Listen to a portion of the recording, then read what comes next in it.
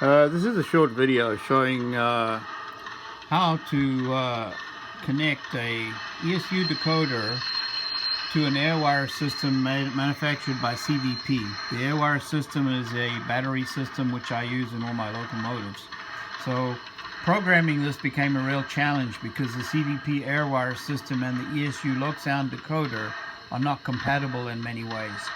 For instance, there's a CV called CV58, which is used in the ESU decoder to adjust the chuff sound. While using the air wire system, that's also used to adjust the frequency, to set the frequency of what's called the converter. So consequently, I had to disconnect the CVP air wire system and connect the decoder directly to the Lokprogrammer over here. On top of that, I found that the Lokprogrammer and the ESU decoder were rather challenging to set in some manner, so I decided to use Dakota Pro. So I have a setup like this. I have a ESU Lokprogrammer. I have it connected to the locomotive with a plug. Then I can disconnect that plug and use the NCE system, which I own, and connect that through Decoder Pro to the locomotive with another plug. And that plug allows me to switch with this switch here from programming track to mainline track using Decoder Pro on my laptop, and I can also use Lokprogrammer. So I got best of both worlds, so to speak. So I have two laptops. This laptop is connected to the ESU Lokprogrammer and is a PC.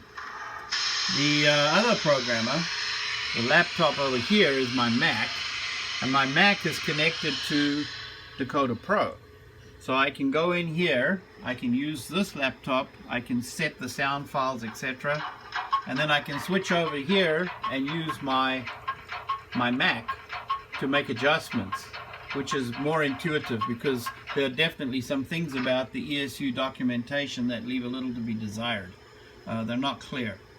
So here I have it. Two locomotives are currently set up on my workbench. I've just painted these locomotives and installed a decoder in each one.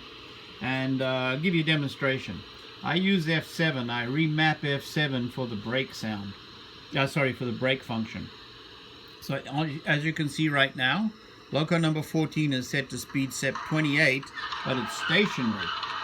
As soon as I hit F7, it will release the brake and the locomotive will start. So here we go.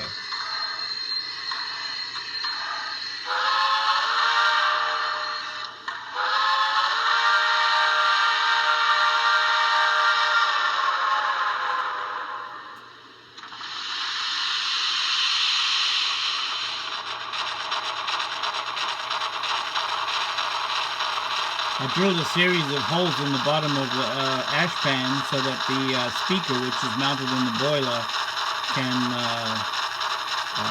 emit more sound. And then when I want to stop, I hit F7 and the brakes will come on and the engine will stop.